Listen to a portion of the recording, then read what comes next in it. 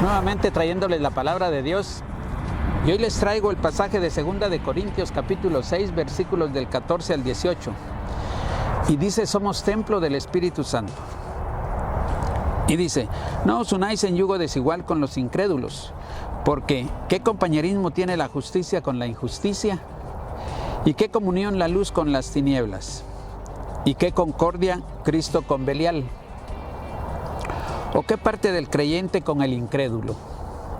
¿Y qué acuerdo hay entre el templo de Dios y los ídolos? Porque vosotros sois el templo del Dios viviente, como Dios dijo: habitaré y andaré entre ellos, y seré su Dios y ellos serán mi pueblo. Por lo cual salid de en medio de ellos y apartaos, dice el Señor, y no toquéis lo inmundo, y yo os recibiré. Y seré para vosotros por padre, y vosotros me seréis hijos e hijas, dice el Señor Todopoderoso. Aquí nos dice la palabra de Dios que no nos unamos a yugo desigual. Que si vamos a poner un negocio, no tengamos por socio a alguien que no tiene los mismos principios de nosotros, a alguien que no es cristiano. Porque no vamos a estar de acuerdo en cualquier decisión que podamos tomar. O no nos casemos los cristianos con alguien que es de otra religión, porque los principios no se van a aplicar igual. Por eso dice que no nos unamos a yugo desigual. Y de ahí dice: ¿qué compañerismo tiene la justicia con la injusticia? Si nosotros vemos los casos que se llevan a cabo en los tribunales, siempre están peleando por un justo y siempre están peleando por un injusto. Y ese es el problema que se da. Uno dicen que uno es culpable y el otro dice que el otro es el culpable. Entonces son yugos desiguales. Hay un injusto y un justo en esos casos. ¿Y qué concordia tiene Cristo con Belial? Belial era reconocido como el hijo del infierno, o sea, el diablo. Entonces, ¿qué relación podía haber entre el Señor y el diablo? Ninguna. ¿O qué parte del creyente con el incrédulo? ¿En qué momento los que creen en el Señor se pueden poner de acuerdo con un incrédulo, con uno que no cree? Es muy difícil, porque el que no cree tiene sus ideas y el que cree tiene sus principios, que son principios bíblicos. Y entonces no pueden llegar a ningún acuerdo, porque uno va a estar defendiendo las cosas del mundo y el otro va a estar defendiendo las cosas espirituales, las cosas de la palabra de Dios. Y de ahí dice: ¿y qué acuerdo hay entre el templo de Dios y los ídolos? Si yo voy y le pido a una estatua, le hablo, me quejo ante él, le digo y todo, la estatua no tiene vida, no tiene espíritu, no me oye. Entonces no hay ninguna relación, porque mi relación es con Dios y mi relación es personal con Dios. Entonces cuando yo voy ante Él, Él está ahí conmigo, Él está escuchándome. Y dice: porque vosotros sois el templo del Dios viviente, como Dios dijo: habitaré y andaré entre ellos, y seré su Dios y ellos serán mi pueblo. Si vemos aquí, dice: habitaré y andaré entre ellos. Dice habitaré porque Dios mora en nosotros. Por eso dice aquí que somos el templo del Dios viviente. Entonces Él vive en nosotros. Él nos guía. Él, por medio de su Espíritu Santo, nos dice qué debemos de hacer, cómo lo debemos de hacer. Y en su palabra están las indicaciones de cuál es el proceso que tenemos que seguir. Ahora, al andar entre nosotros es de que cuando vamos a enfrentar una situación, Él va a estar cuidándonos. Dice que si una puerta se nos cierra, Él abre otras. Si alguien pelea con nosotros y le pedimos a Él que intervenga, Él va a intervenir. Tal vez en la actitud de la otra persona, o nos va a dar la sabiduría para que nosotros evitemos cualquier problema grave que se pueda presentar, o que se pueda llegar a, por cualquier inconformidad, por cualquier falta de acuerdo con otra persona. Y dice: y seré su Dios y ellos serán mi pueblo.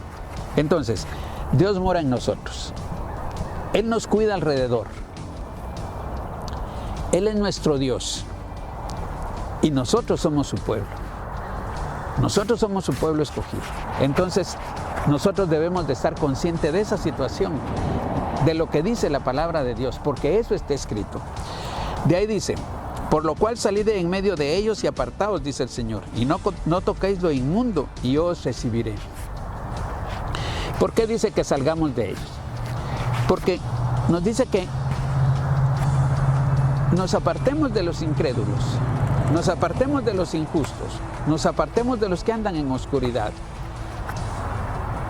y que nos apartemos de los ídolos, porque Él es nuestro Dios. Y por eso dice que salgamos en medio de ellos. Y de ahí dice, y no toquéis lo inmundo.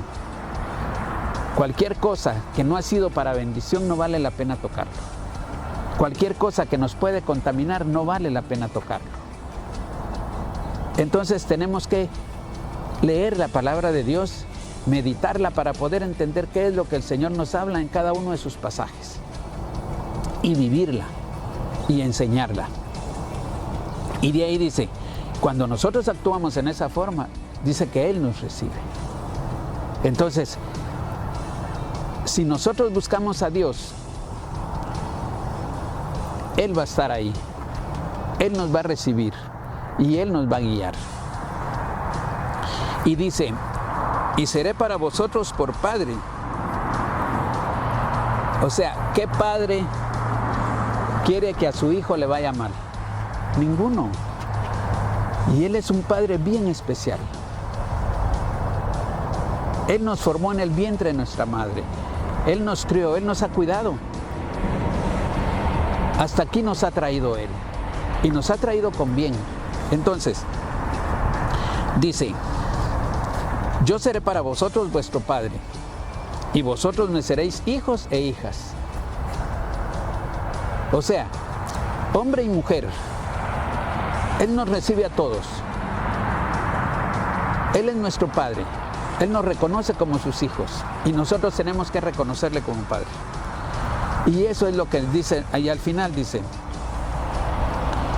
el Señor Todopoderoso. Ahora, Él es todo poder. El poder, la riqueza, la victoria está en Él. Y nosotros tenemos que saber eso.